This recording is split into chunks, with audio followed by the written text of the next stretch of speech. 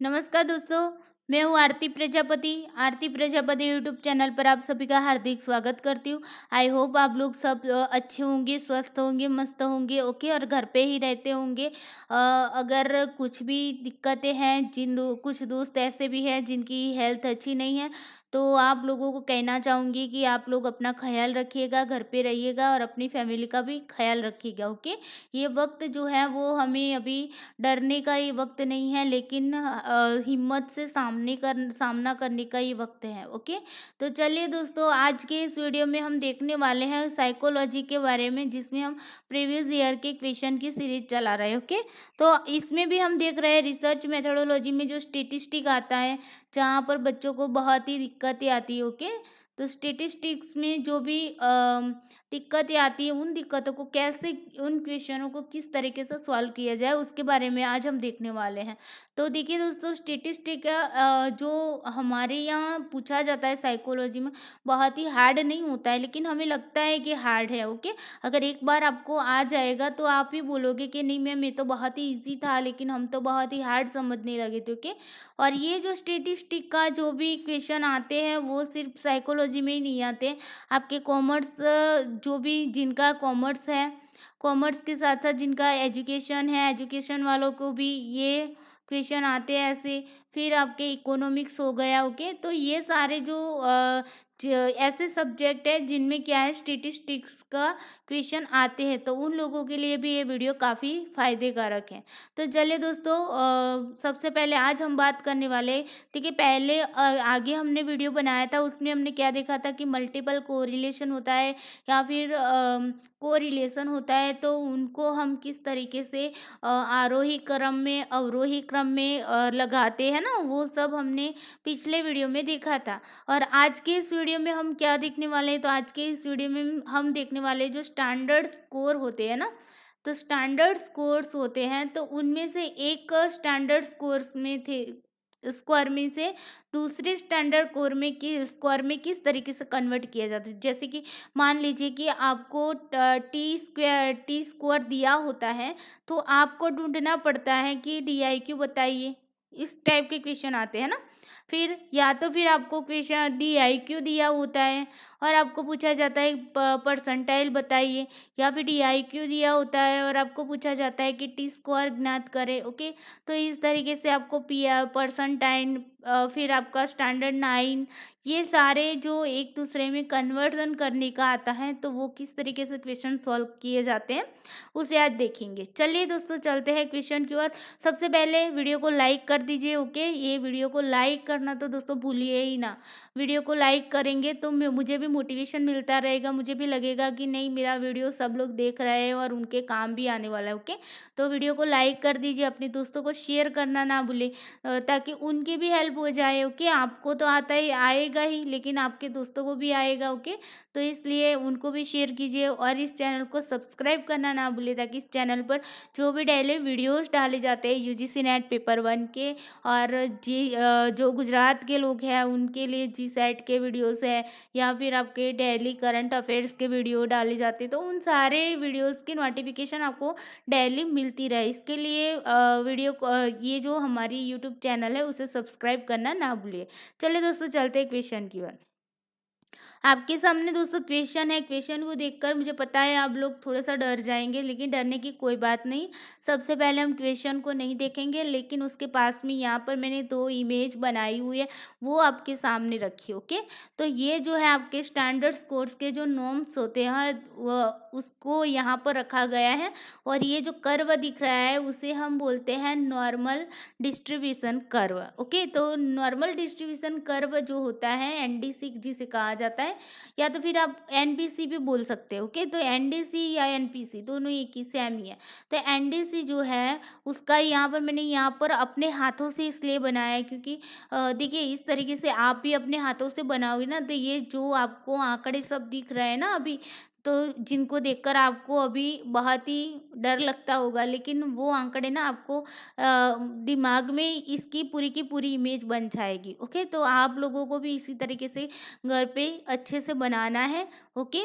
चलिए, वैसे तो आपको अगर तैयार चाहिए तो आपकी स्टैटिस्टिक की बुक होगी जो आपने पीजी किया होगा, तो पीजी में स्टैटिस्टिक की बुक होती है, उसके पीछे भी ये दिया हुआ होगा, ओके? तो आप वहाँ से भी ले सकते हो। अगर अदरवाइज़ आप इस तरीके से मेरी तरह से खुद से भी बना सकते हो। चलिए, अब देखते हैं दोस्तों ये जो नॉर्मल डिस्ट्रीब्यूशन कर्व है वो क्या कहना चाहता है। तो पहले आप यहाँ पर देखिए मैंने यहाँ पर मीन लगाया हुआ है ना, तो नॉर्मल डिस्ट्रीब्यूशन में क्या होता है कि दोनों साइड जो होती है वो कैसी होती है, बराबर बराबर की होती है, ओके? यानी कि यहाँ पर अगर 50 है तो यहाँ पर भी 50 होगा। यहाँ पर प्राप्तांक जो होते हैं स्क्वायर 25 है तो यहाँ पर भी क्या होगा, 25 होगा। इस तरीके से दोनों छोर में क्या होगा, बराबर बराबर प्राप्तांक होंगे, ओके? प्राप्तांकों का जो विस्तरण होता है ना वो कैसा होगा, दोनों तरफ सेम होंगे। तो देखिए यहाँ पर जो मिडल में आएगा ना वो आपका आएगा मीन। क्या आएगा, मीन। मीन को क्या बोलते हैं, माध्य। मीन को क्या बोलते हैं, माध्य, ओके?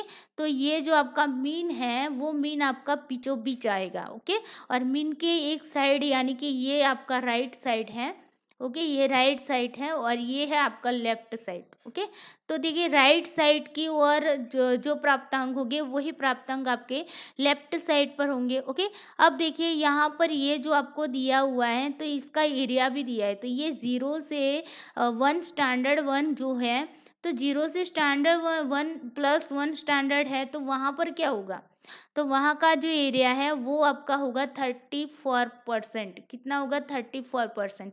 ये आपको पॉइंट के बाद के अंक अगर याद नहीं रहते तो कोई बात नहीं, कोई दिक्कत वाली बात नहीं, ओके? तो 34% आपको याद रखना है सिर्फ, कि मीन जो होता है, मीन बीचों बीच होता है वो 0 होता है। तो मीन से आप +1 स्टैंडर्ड करेंगे तो यहाँ पर कितना होगा, 34। अब देखिए +1 से लेकर +2 तक का जो एरिया होता है वो कितना होता है, वो होता है 13.59%, यानी कि आप उसे 14% बोल सकते हो, ओके? 50 से ज़्यादा है ना, 59, यानी कि 50 से ज़्यादा बन जाता है तो 1% में वो कन्वर्ट किया जाता है, ओके? तो यहाँ पर 14%, ओके? उसके बाद देखिए +2 स्टैंडर्ड से +3 स्टैंडर्ड जो होता है तो उसका एरिया कितना होता है, तो ये वाला जो एरिया आपको दिख रहा है ना, ये वाला, ये एरिया आपका होता है 2.14, ओके? अब देखिए 2.14 जो है तो उसे हम 2% मान सकते हैं, ओके? तो आपको यहाँ पर ये और ये लास्ट वाला जो है वो 0.13%। तो यहाँ पर आपको ये 4 वैल्यू आपको याद रखनी। पहली वाली कौन सी है, तो 34, उसके बाद 14, उसके बाद 2 और उसके बाद 0.13%। ये 4 आपको याद रहेगी। अब देखिए ये 4 जैसे इस तरह के राइट साइड पर है वही की वही आपके लेफ्ट साइड पर होगी, लेकिन डिफरेंस कितना होगा कि ये जो होंगी, ये राइट साइड पर जो भी होगी वो कैसे होंगे, प्लस होंगे, यानी कि धनात्मक होंगे, पॉजिटिव होंगे, ओके? और यहाँ की लेफ्ट साइड पर जो होंगे वो कैसे होंगे, माइनस होंगे, ओके? यानी कि नेगेटिव वे में होंगे, ओके? तो यहाँ पर भी देखो कितने होंगे, 34, यहाँ पर 14 और यहाँ पर 2 और यहाँ पर 0.3, ओके? तो ये इस तरीके से ये आपको समझ में आना चाहिए ये क्या है, ओके? चलिए, अब देखते हैं आगे। अब बात करते हैं दोस्तों कि स्टैंडर्ड स्कोर्स जो होते हैं, जिसके जेड स्कोर है, आपके टी स्कोर है, TIQ स्कोर है, परसेंटाइल स्कोर है, और यहाँ पर आपके आएंगे स्टेनिना, स्टेनिना, ओके? स्टेनिना, तो स्टेनाइन, सॉरी, स्टेनाइन, ओके? स्टे 9, या तो फिर आप उसे ये भी बोल सकते हैं स्टैंडर्ड 9, ओके? स्टे 9 को स्टैंडर्ड 9 भी बोला जाता है। तो इस तरीके से इनके जो इनके मीन, इनका जो भी स्टैंडर्ड डिवाइजेशन होता है ये सारा यहाँ पर दिया हुआ है। कैसे देखेंगे इसे, तो ये देखिए जेड स्क्वायर है, तो जेड स्क्वायर की बात करते हैं तो उसका मीन कितना होगा, तो उसका मीन 0 होगा, ओके? अगर आपको पूछा जाता है कि जेड स्क्वायर का मीन कितना होता है तो आपको पता होना चाहिए कितना होता है, 0, ओके? अब देखिए 0 से यहाँ पर राइट साइड पर जाओगे तो भी यहाँ पर क्या होगा, 0 से +1 की ओर जाएंगे तो कितना बढ़ा, तो आप कहेंगे +1 बढ़ा।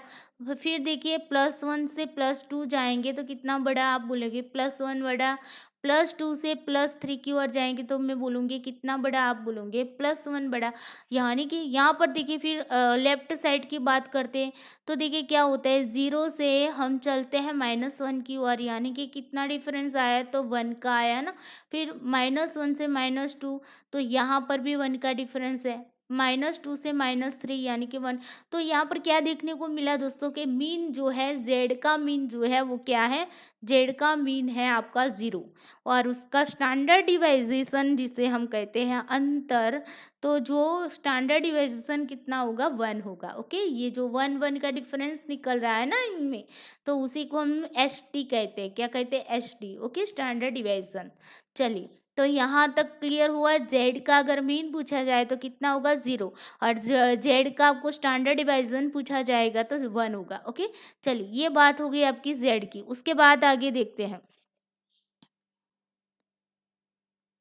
ओके, उसके बाद देखते हैं टी की बारी आती। तो देखिए टी स्क्वायर जो है उसका मीन क्या है, तो टी स्क्वायर का मीन आपको याद रखना है 50। ये मीन आपको याद रखना है। मीन और एस टी अगर आपको याद रह गए तो फिर कोई दिक्कत नहीं है, आप ना 15 सेकंड में आंसर लाओगे। कितनी, 15 सेकंड में, ये गारंटी है मेरी। ओके, मैं खुद भी 10 सेकंड में इसका आंसर लाती हूँ, तो आप तो 15 सेकंड में ला ही सकोगे। चलिए, अभी देखिए यहाँ पर टी स्क्वायर का मीन कितना है, तो 50 है। ओके, अगर यहाँ पर उनका स्टैंडर्ड डिवीजन देखा जाए तो देखिए 20 से 30, 30 से 40, 40 से 50, 50 से 60, 60 से 70, 70 से 80, 80 के बाद 90 आ जाएंगे। यहाँ पर 90 होंगे। ओके, और यहाँ पर 10 होंगे। तो इस तरीके से आपने क्या देखा, कितना डिफरेंस निकलता है सब में, तो सब में निकलता है 10-10 का डिफरेंस निकलता है ना, 10-10 का आपको अंतर दिखने को मिलता है। तो ये जो 10-10 का अंतर आपको दिखने को मिला है वो क्या है, आपका स्टैंडर्ड डिवाइजन स्टैंडर्ड डिवाइजन है। ओके, तो वो कितना मिल रहा है, तो 10 मिल रहा है। ओके, तो टी स्क्वायर का अगर आपको पूछा जाए कि मीन कितना है, तो 50 है, और स्टैंडर्ड डिवाइजन कितना है, तो 10 है। ओके, चलिए अब बात करते हैं डी आई क्यू की। देखिए दोस्तों, क्वेश्चन पर जाने से पहले मैं इसलिए बता रही हूँ कि ताकि आपके दिमाग में ये सब फिट हो जाए। ओके, चलिए डी आई क्यू की बात आती है। तो देखिए डी आई क्यू का मीन क्या होगा, तो यहाँ पर मीन वाली लाइन में ही आपको सबको देखना है मीन। तो ओके, तो डी आई क्यू का मीन कितना होगा, 100 होगा। अब देखिए डी आई क्यू की राइट साइड पर अगर देखते हैं, ये राइट साइड है। ओके, और ये लेफ्ट साइड। तो राइट साइड पर अगर देखते हैं तो कितना डिफरेंस होता है, 15-15 का। कितना, 15-15 का है ना। तो यहाँ पर भी देखिए, तो देखिए 85 में से 70 जाएंगे तो कितने रहेंगे, तो यहाँ पर भी आपको 15 मिलेंगे ना। फिर 70 में से 55 जाएंगे तो भी कितने रहेंगे, 15 रहेंगे। यानी कि यहाँ पर आप क्या मार्क कर रहे हैं, तो यहाँ पर आप मार्क कर रहे हैं कि स्टैंडर्ड डिवाइजेशन जो है डी आई क्यू का वो कितना निकल रहा है, 15 निकल रहा है। ओके, और उसका मीन क्या निकला, तो 100 निकला। ये आपको याद रखना है। तो डी आई क्यू का मीन आपका कितना होगा, 100, और स्टैंडर्ड डिवाइजेशन कितना होगा, तो 15 होगा। ओके, चलिए अब बात करते हैं स्टेनाइन डिस्ट्रीब्यूशन की। ओके, जिसे हम बोलते हैं स्टैंडर्ड 9 डिस्ट्रीब्यूशन। ओके, तो स्टे 9 डिस्ट्रीब्यूशन में क्या होगा, तो मिडल में यानी कि मीन कितना होगा, मीन होगा 5। कितना होगा, 5। फिर क्या होगा, राइट साइड पर 2 बढ़ेगा यानी कि 7 हो जाएगा। 7 के बाद 2 बढ़ेगा, 9 हो जाएगा। ओके, तो इस तरीके से चलेगा। फिर इस टाइप पे देखते हैं, लेफ्ट साइड पर देखते हैं तो 5 में से 2 माइनस होंगे, 3 हो जाएंगे। 3 में से 2 माइनस होंगे तो 1 हो जाएंगे।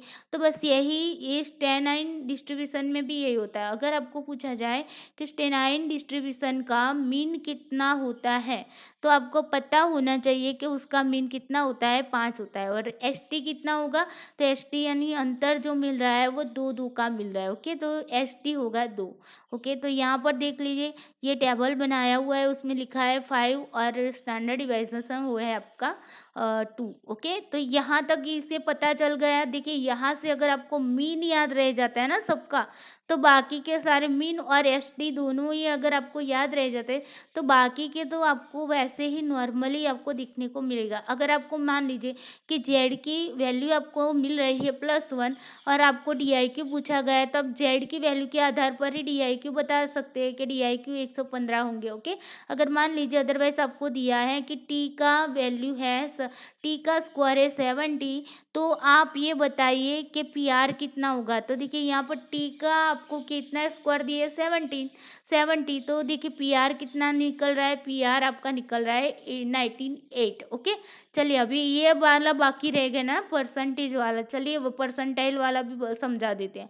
ठीक है, परसेंटाइल में क्या होगा दोस्तों, इसका जो मीन होगा ना वो 50% होगा। कितना होगा, यहाँ पर देखिए, यहाँ पर से समझने की कोशिश करना है 50%।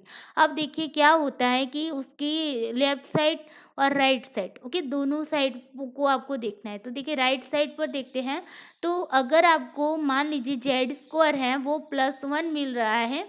ओके, जेड स्क्वायर कितना मिल रहा है, तो +1 मिल रहा है। तो 50 जो है वो 50 क्या है, 50 है आपका परसेंटाइल। ओके, ये 50 क्या है, परसेंटाइल।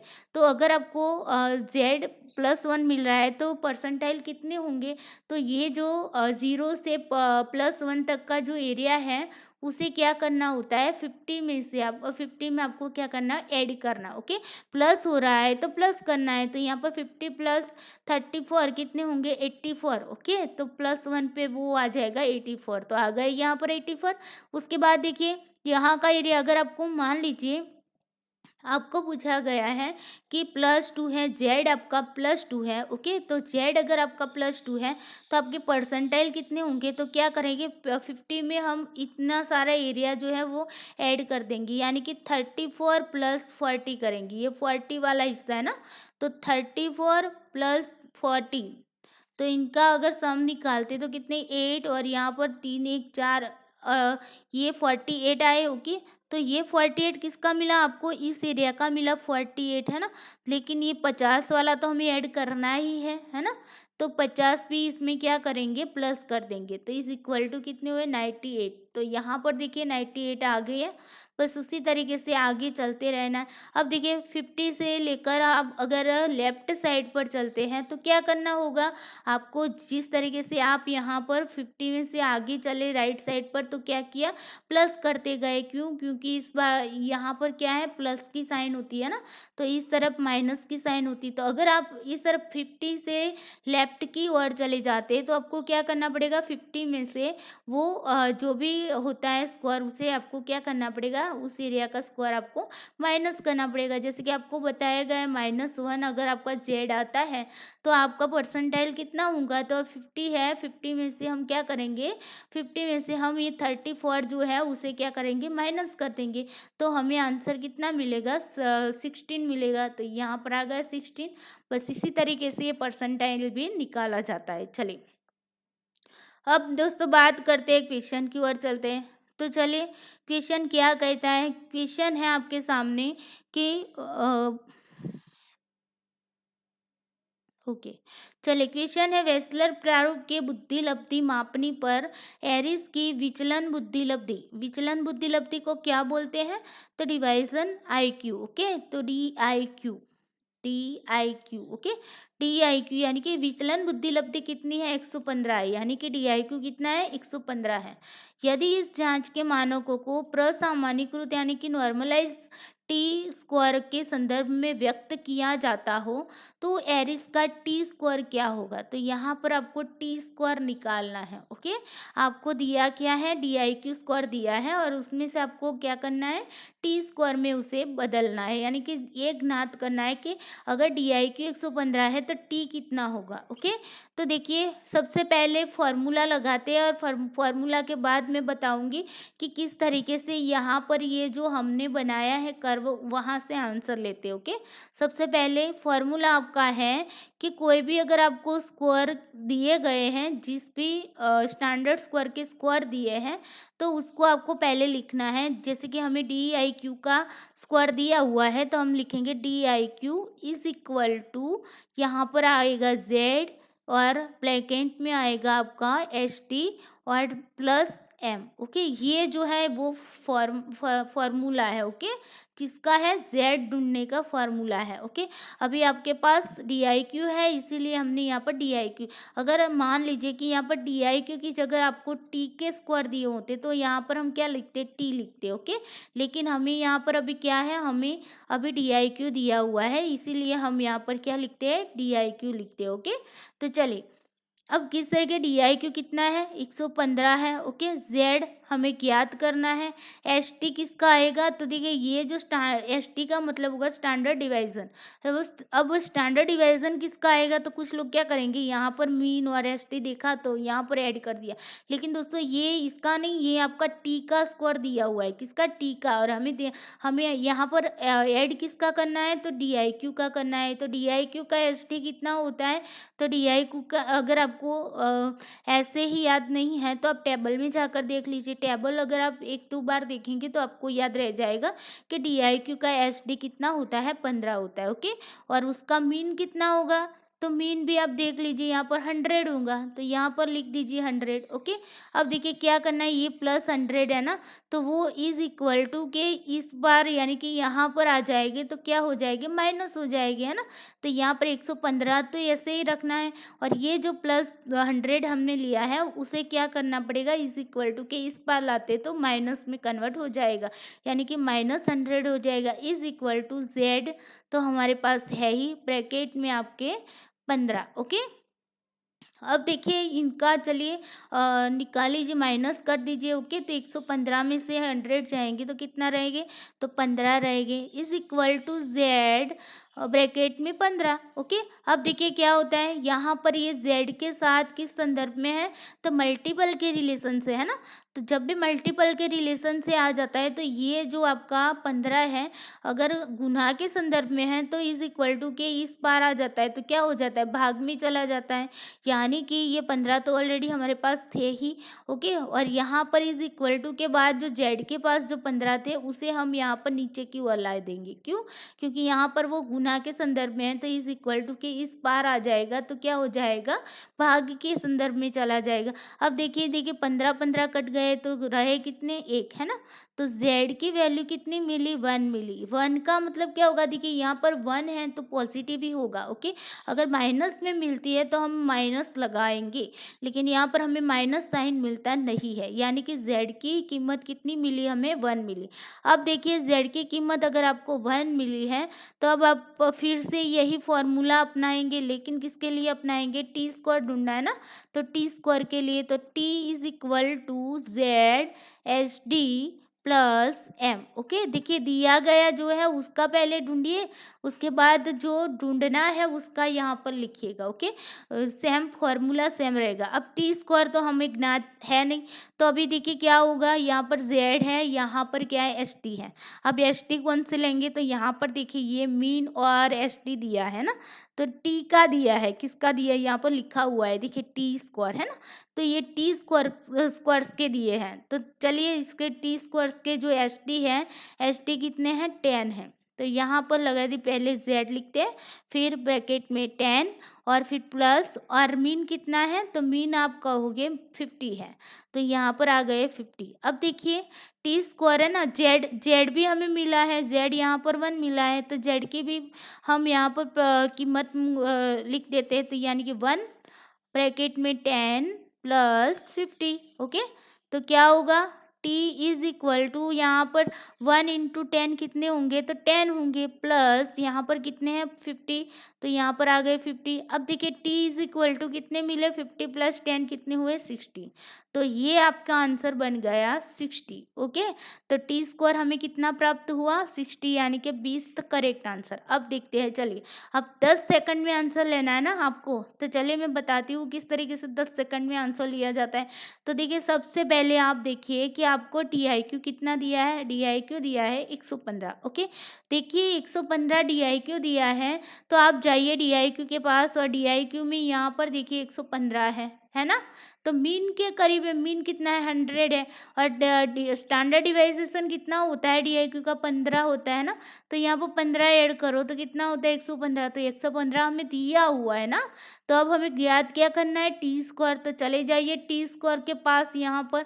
अब देखिए टी स्क्वायर के पास जाओगे तो टी को बोलो कि भाई DIQ के ऊपर कौन रहता है, तो टी बोलेगी कि मैं रहता हूँ यहाँ पर, 60 बोलेगा मैं रहता हूँ। ओके, यानी कि 115 के ऊपर टी स्क्वायर में क्या आएगा 60 आएगा। तो यहाँ पर आपका आंसर कैसे आ जाता था, एक ही इतना सारा फॉर्मूला ना करने के बावजूद भी आपका आंसर ऐसे ही आ जाता था। सिर्फ आपको ये पता होना चाहिए कि DIQ 115 है तो टी स्क्वायर कितना बन सकेगा। DIQ 115 है, इसका मतलब है DIQ का मीन कितना होता है, तो 100 होता है, तो उसके बाद का 115 यानी कि +1 पे आ जाता है ना। तो यहाँ पर हमें टी के मीन लगा लो, टी का मीन कितना होता है, टी का 50 होता है, तो उसके बाद +1 पे कितना आता है, तो 60 आता है। ओके, तो यहाँ पर 115 का टी स्क्वायर कितना हुआ, तो 60 हुआ। ओके, तो बहुत ही ईजी था। चलिए नेक्स्ट क्वेश्चन देखते हैं।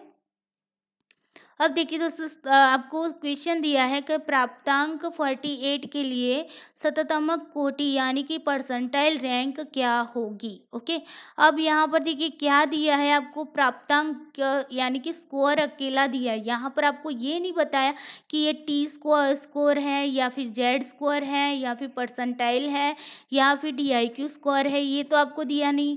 डायरेक्टली आपको क्या है, स्कोर दिया है। तो जब भी आपको इस तरीके का जेड स्कोर, टी स्कोर ऐसा कुछ भी ना दिया हो और डायरेक्टली आपको स्कोर ऐसे ही लिख दिया हो और स्कोर का यहाँ पर नंबर्स लिख दिए होंगे, तो आपको ये समझना होगा ये जो स्कोर होंगे वो आपके रो स्कोर होंगे। क्या होंगे, रो स्कोर। अब देखिए रो स्कोर में से आपको परसेंटाइल हो या फिर जेड हो या फिर टी स्कोर हो या फिर DIQ स्कोर हो, जिसमें भी कन्वर्ट करना होता है तो उसके लिए एक फॉर्मूला अलग से होते हैं। आपको ये सब क्वेश्चन सॉल्व करने के लिए दो ही बात आपको याद रखनी, दो ही फॉर्मूले आपको याद रखने।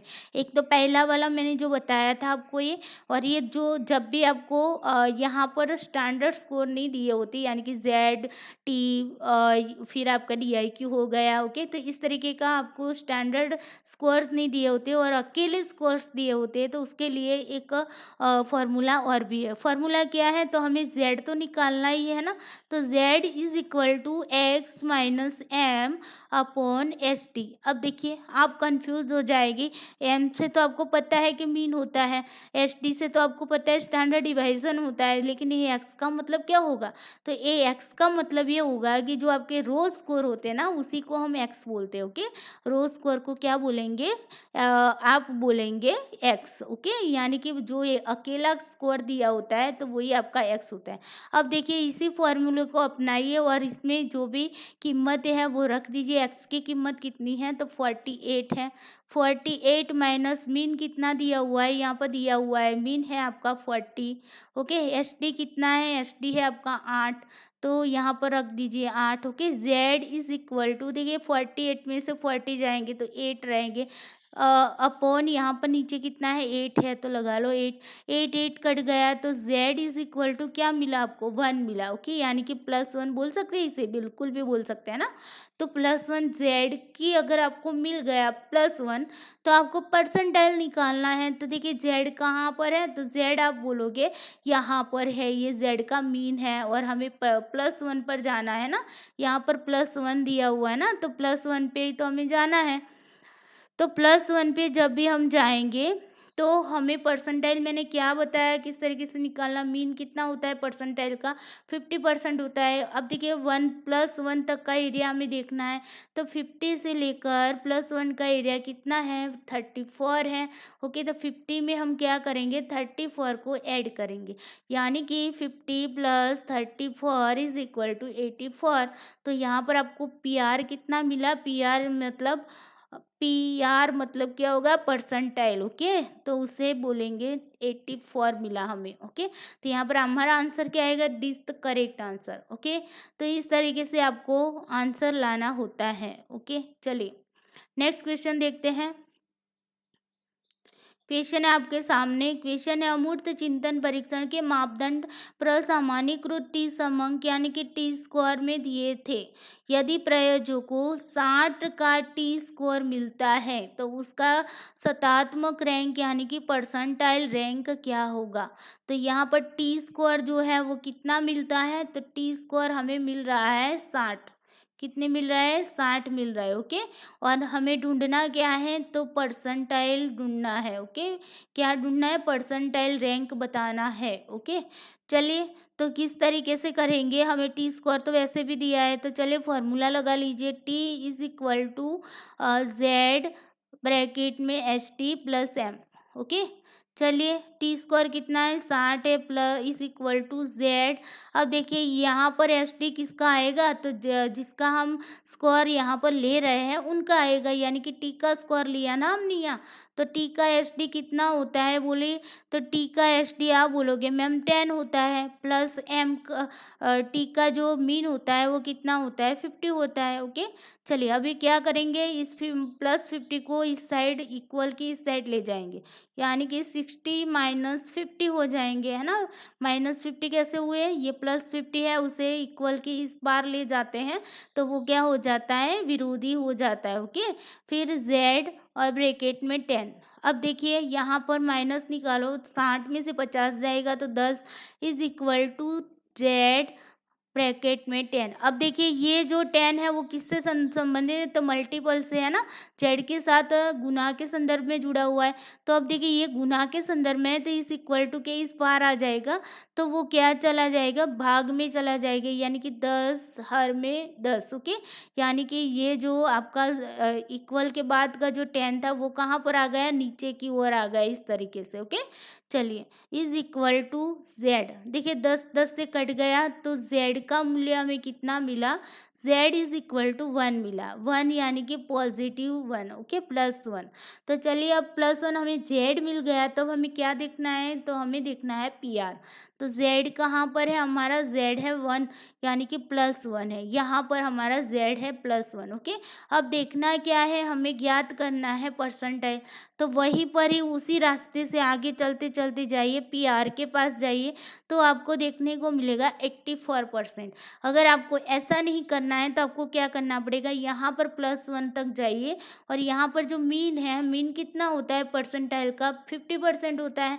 उसके बाद +1 मिला ना जेड, तो +1 तक जाओ और 50 में +1 के जो भी होते हैं 34 उसे ऐड करो, तो देखिए यहाँ पर 0 + 4 4 और 3 + 5 कितने होंगे, 8, यानी कि हमारा आंसर क्या बन रहा है, 84 is the correct answer. Okay, चलिए अभी देखिए यहाँ पर हमें क्या दिया था, तो टी स्क्वायर दिया था ना।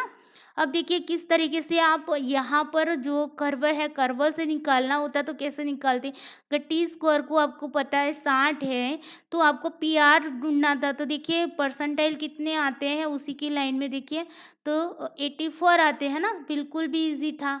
चलिए तो यहाँ पर ये सारी प्रोसेस करने की कोई भी ज़रूरत नहीं थी दोस्तों, सिर्फ और सिर्फ ये टी के स्क्वायर के आधार पर आप क्या कर पाते, परसेंटाइल भी निकाल पाते। चलिए अब आते हैं नेक्स्ट क्वेश्चन की ओर चलते हैं। चलिए नेक्स्ट क्वेश्चन है, एरिस के वेस्लर जैसे परीक्षण पर विचलनीय बुद्धि यानी कि DIQ अंक कितने हैं, 85 है। इसका शतमक कोटि यानी कि पी आर क्या होगी, तो हमें DIQ दिया हुआ है, DIQ इज इक्वल टू 85, तो P R is equal to कितना होगा, पी आर ढूंढना है हमें। ओके, तो चलिए देखते हैं कि DIQ अगर 85 है तो पी आर कितना होगा। तो देखिए फॉर्मूला लगा लेते हैं पहले, DIQ is equal to ZSD plus M. Okay, आप ना बिना फॉर्मूला के भी यहाँ से कर्व पर से भी आंसर ला सकते हो। ओके, लेकिन किसी को कन्फ्यूज़न ना हो इसलिए यहाँ पर हम फॉर्मूला लगा कर ही आगे चलते हैं। DIQ हमें मिला 85 is equal to Z, HD कितना है, तो देखिए यहाँ पर HD किसका आएगा, तो जिसका हम स्कोर ले रहे हैं ना उसी का आएगा, यानी कि DIQ का लिया है, तो DIQ का HD कितना होता है आप सभी को पता है 15, प्लस एम मीन कितना होता है DIQ का, तो मीन होता है आपका 100। ओके, अब देखिए ये जो +100 है वो इस तरफ आ जाएगा, तो 85 के साथ कैसे बनेगा, -100 is equal to Z bracket में हम करते हैं 15। अब देखिए 100 में से 85 जाएंगे तो कितने रहेंगे, 15 रहेंगे। लेकिन कैसे होंगे, बड़े संख्या के आगे जो भी साइन होगा उसी साइन को हम यहाँ पर लगा लेंगे, यानी कि हमें कितना मिला, -15 मिला, is equal to Z bracket में 15। अब देखिए ये ब्रैकेट में जो 15 है वो मल्टीपल्स है ना Z से, तो इसी 15 को हम इस तरफ ला सकते हैं, तो बिल्कुल भी ला सकते हैं, -15/15। ओके, ये जो गुना में थे उसे हम नीचे की ओर भाग में ले चले। Okay, is equal to Z, 15 से कट गया तो रहा कितना, -1 इज इक्वल टू Z। तो हमें Z की वैल्यू कितनी मिली, -1 मिली। ओके, अब देखिए Z की वैल्यू अगर हमारी -1 है, कहाँ पर है, यहाँ पर है, तो उसका हमें क्या ढूंढना था, उसका हमें PR ढूंढना था, यानी कि परसेंटाइल रैंक ढूंढना था। तो देखिए Z अगर -1 होता है तो परसेंटाइल रैंक कितना होगा, उसी लाइन में चले जाओ सीधे सीधे, PR के पास जाओ और पूछो भाई कितना होगा, तो PR बोलेगा 60%, 16% होंगे। ओके, तो यहाँ पर आपका आंसर क्या आया, 16%। ओके, यानी कि 16। तो देखिए यहाँ पर इस तरीके से आपने DIQ में से परसेंटाइल निकाला। अगर आपको DIQ से डायरेक्टली निकालना होता तो कैसे निकालते, तो चलिए यहाँ पर थोड़ा सा हटा लेती हूँ ताकि आपको दिखे अच्छे से। ओके ओके, चलिए क्या बताया था मैंने, यहाँ पर कर्व पर से भी आप आंसर ला सकते हैं। 85 है ना DIQ, तो कहाँ पर है, यहाँ पर है। अब देखिए DIQ अगर 85 है तो PR कितना होगा, देखिए उसके नीचे देख लीजिए, तो PR होगा 16। ओके, तो यहाँ पर से आपके आंसर 10 सेकंड में आ जाता था, है ना। तो यहाँ पर आपका आंसर बनेगा, ए इज द करेक्ट आंसर। चलिए नेक्स्ट क्वेश्चन देखते हैं।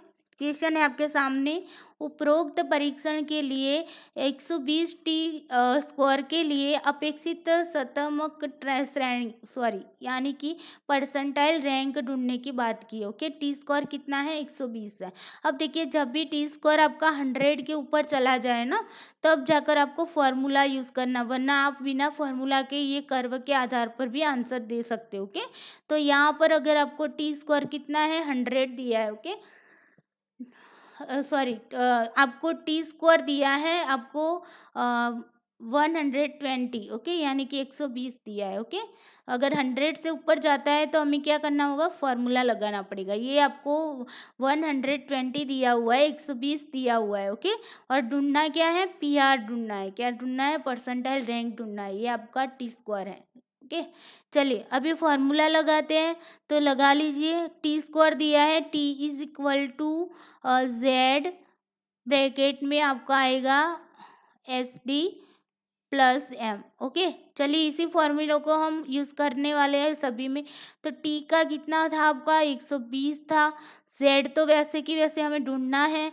SD किसका आएगा, SD आएगा आपका T का, तो T का यहाँ पर दिया हुआ है, देखिए SD है ना।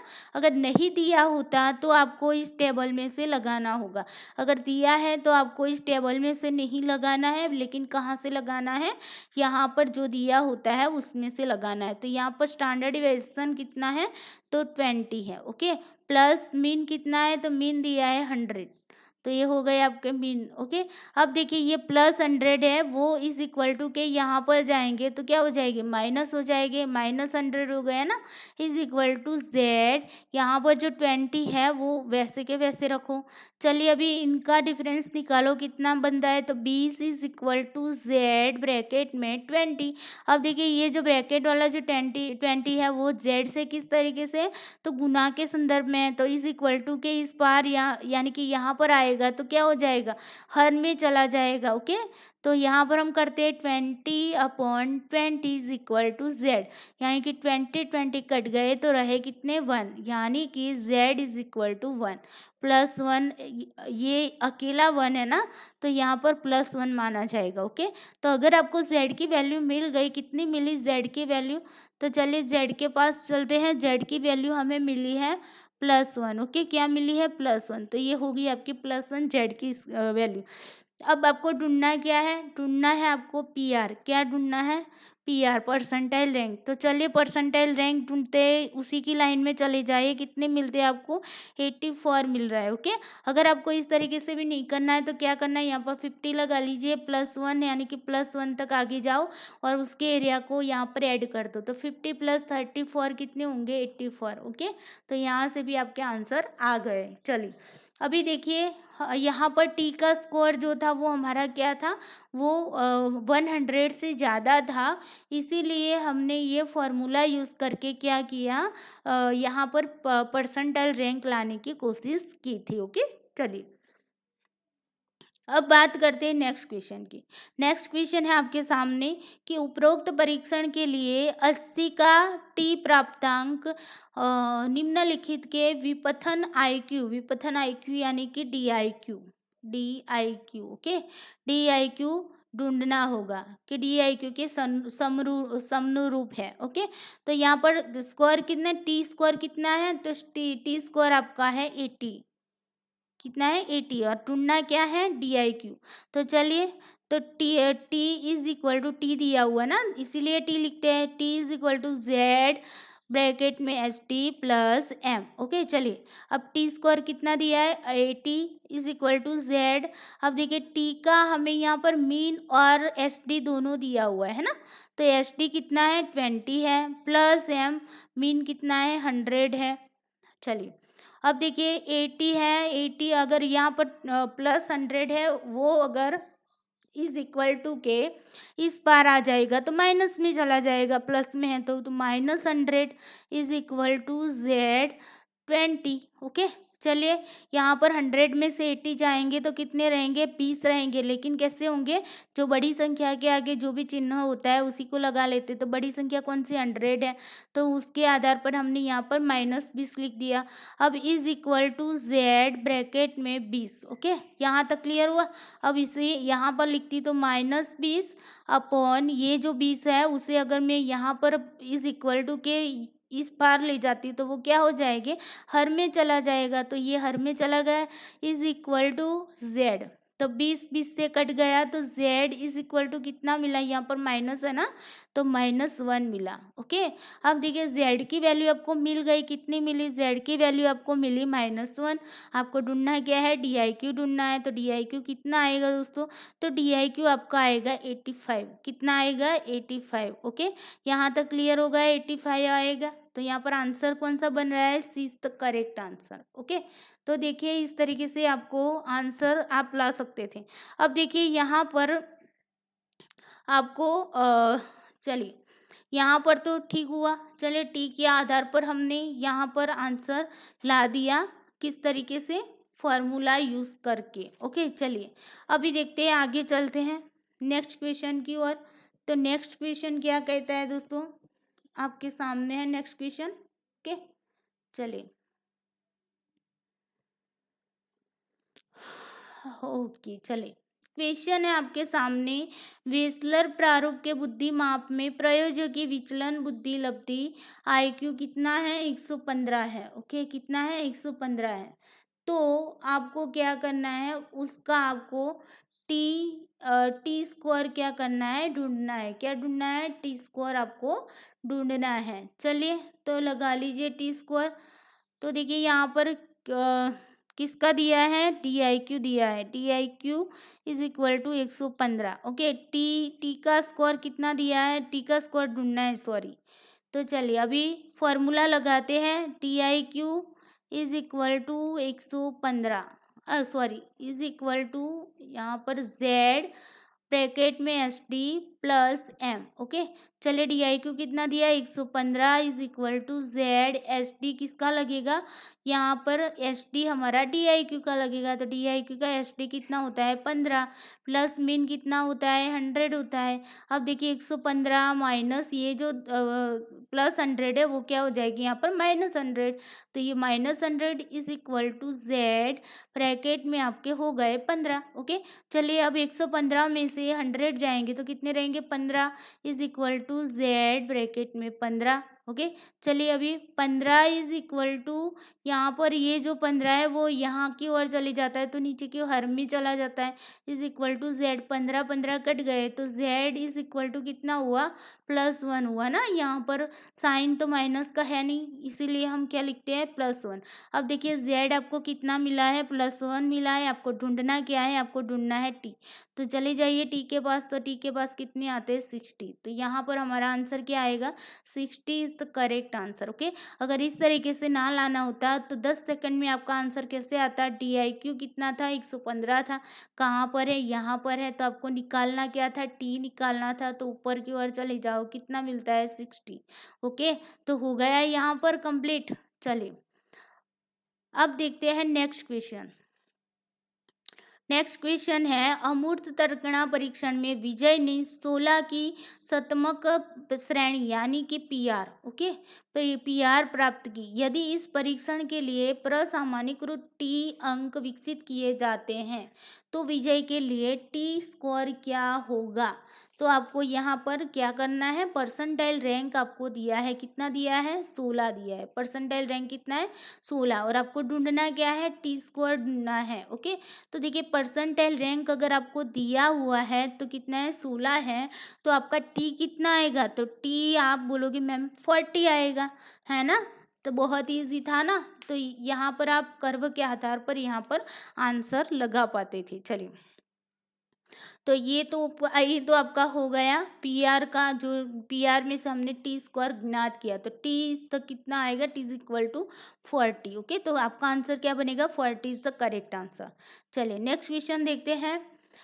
क्वेश्चन इस शोध के चरण 2 में किसी न्यून दुश्चिंता विषय का प्रतिशत वार रैंक होगा। देखिए ऐसे क्वेश्चन ना मैंने सारे मोस्टली क्वेश्चन आपके पैराग्राफ में से लिए हुए हैं। ओके। तो यहाँ पर इसीलिए जो भी स्कोर वो पैराग्राफ में दिया था वो मैंने यहाँ पर रखे हुए। तो यहाँ पर क्या है, यहाँ पर आपको ये बताएगा न्यून दुश्चिंता विषय का परसेंटाइल जो है वो रैंक होगा क्या, परसेंटाइल रैंक क्या होगा, ये पूछा जा रहा है। ओके। तो आपको दिया क्या है, T स्क्वायर दिया है। तो T स्क्वायर कितना है, 40 है। तो आपको ढूंढना क्या है, PR यानी कि परसेंटाइल रैंक ढूंढना है। तो कैसे ढूंढोगे, चलिए टी फॉर्मूला लगाते हैं पहले। तो T is equal to Z bracket में ST प्लस M। ओके। तो चलिए T कितना है, 40 है, is equal to Z। ST किसका लगेगा, तो T का लगेगा, है ना। तो ST कितना है, T का, तो आप बोलोगे 10 है। और प्लस M कितना होता है, 50 होता है। ओके। यहाँ पर दिया नहीं है इसलिए हम यहाँ पर उसका जो भी T का होता है टेबल में वही लेते हैं। ओके। तो यहाँ पर 50 आ गए। अब देखिए ये +50 है ना, इसे हम यहाँ पर लाएंगे तो क्या हो जाएगी, 50 minus 40, okay, is equal to यहाँ पर Z ब्रैकेट में 10। अब देखिए ये जो है ना ये तो प्लस है, ये +40, ये माइनस हो गया है ना। तो यहाँ पर देखिए -50 में से 40 जाएंगे तो कितने रहेंगे, -10 रहेंगे, इज इक्वल टू Z यहाँ पर ब्रैकेट में 10। अब देखिए -10, अब ये 10 को हम क्या करेंगे, इज इक्वल टू के इस पार ले जाएंगे यानी कि हर में चला जाएगा, इज इक्वल टू Z। 10 10 कर गया, Z is equal to -1। Okay. तो चलिए -1 कहाँ पर है, Z में, तो -1 यहाँ पर है। अब देखिए -1 अगर आपको मिल गया है, Z का स्क्वायर मिल गया है, तो आपको ढूंढना क्या था, परसेंटाइल ढूंढना था, है ना। तो परसेंटाइल कितना आएगा आपका, 16। ओके। यानी कि 16 या तो फिर उससे कम आ जाएगा। ओके। 16 से ज़्यादा नहीं होगा। ओके। -1 यहाँ पर है तो 16 से ज़्यादा नहीं होगा, 16 होगा या तो फिर 16 से कम होगा। ओके। तो ये आपका यहाँ पर आंसर क्या आ गया, 16 अथवा उससे कम होगा। ओके। यानी कि 1 इज द करेक्ट आंसर। अब देखिए अगर आपको ये सब नहीं करना था तो T स्क्वायर आपको दिया हुआ था 40। तो यहाँ पर T स्क्वायर कहाँ पर है, यहाँ पर, है ना। तो T स्क्वायर अगर 40 दिया था तो आपको क्या करना था, परसेंटाइल ढूंढना था, है ना। तो T में देखिए 40 के आगे आगे चले जाइए तो परसेंटाइल में कितना आता है, 60% आता है ना। तो 16% अगर आपका यहाँ से ही आंसर बन जाता था। तो इस तरीके से दोस्तों ये क्वेश्चन जो होते हैं वो सॉल्व करने होते हैं। आई होप आपको ना इसकी प्रैक्टिस करनी होगी। ये दोनों की प्रैक्टिस कर दीजिएगा। खुद से 4-5 बार बनाओगे ना तो आपके दिमाग में अच्छे से ये कर्व भी बैठ जाएगा और ये जो टेबल है वो भी आपको यहाँ पर माइंड में बैठ जाएगा। अब देखते हैं कुछ क्वेश्चन और भी मैं अपने आप से आपको बता रही हूँ। तो देखिए, अगर आपको पूछा जाए कि जेड स्क्वायर का मीन कितना होता है, तो जेड स्क्वायर का मीन कितना होगा? 0 होगा। ओके, दूसरा प्रश्न अगर आपको पूछा जाता है कि जेड स्क्वायर का स्टैंडर्ड डिवाइजेशन कितना होता है, तो 1 होता है। ओके, ये आपको याद रखना है क्योंकि इनके बीच का जो डिफरेंस होता है वो कितना होता है? 1 का होता है। ओके, फिर टी स्क्वायर का मीन कितना होता है? तो टी स्क्वायर का मीन 50 होता है ना। और उसका अगर डिफरेंस पूछा जाए तो डिफरेंस कितना होता है? 10-10 का होता है टी स्क्वायर में। ओके, तो आपको ये भी पता होना स्टैंडर्ड डिवाइजन कितना होता है? 10 होता है। फिर डिवाइजन आई क्यू यानी कि डी आई क्यू का मीन कितना होता है? 100 होता है। तो डी आई क्यू का मीन आपका 100 होगा। और उसके बीच का जो अंतर होता है जिसे हम स्टैंडर्ड डिवाइजेशन कहते हैं, तो स्टैंडर्ड डिवाइजन कितने होंगे? तो 15-15 का यहाँ पर गैप रहता है। ओके, तो 15 आपका स्टैंडर्ड डिवाइजन होता है। अब स्टे 9 जिसे हम स्टैंडर्ड 9 भी कहते हैं, तो स्टे नाइन डिस्ट्रीब्यूशन का मीन जो होता है वो कितना होता है? 5 होता है। मैंने यहाँ पर बताया। ओके, 5 होता है। अगर उसका स्टैंडर्ड डिविएशन पूछता है तो कितना होगा? 2-2 का यहाँ पर गैप होगा। ओके, तो यहाँ तक इतने क्वेश्चन आपके समझ में आ गए होंगे। अब आपको इसके रिलेटेड कोई भी क्वेश्चन आएगा तो कोई भी क्वेश्चन आपका गलत नहीं होगा। ओके, तो चलिए दोस्तों, आज के लिए इतना ही था। आई होप आप लोगों को वीडियो अच्छा लगा होगा। अगर आप लोग मेरी टेलीग्राम चैनल पर जुड़ना चाहते हैं तो मेरी टेलीग्राम चैनल की लिंक यहाँ पर नीचे डिस्क्रिप्शन में दी हुई है। वहाँ पर जाकर आप मेरे टेलीग्राम ग्रुप को ज्वाइन कर सकते हैं। वहाँ पर डेली शाम को 7 बजे साइकोलॉजी की क्विज़ होती है। साइकोलॉजी का ग्रुप है उसमें। और 7:30 को यानी कि 7:30 बजे को आपको पेपर 1 की क्विज़ होती है। पेपर 1 की क्विज़ में अभी हम प्रीवियस ईयर के क्वेश्चन पेपर यानी कि डेली एक पेपर हम कराते हैं डेली 7:30 बजे। ओके, एक दिन पेपर करवाते हैं, एक पेपर करवाते हैं तो दूसरे दिन हम MCQs करवाते हैं। ओके, और फिर से प्रीवियस ईयर के क्वेश्चन पेपर, इस तरीके से एक दिन छोड़कर एक दिन इस तरीके से हम प्रिपरेशन वहाँ पर कराते हैं। ओके, तो आई होप आप लोगों को अगर जुड़ना चाहते हैं टेलीग्राम चैनल पर तो जुड़ सकते हैं, बिल्कुल भी फ्री है। ओके, चलिए दोस्तों, आज के लिए इतना ही। Thank you so much.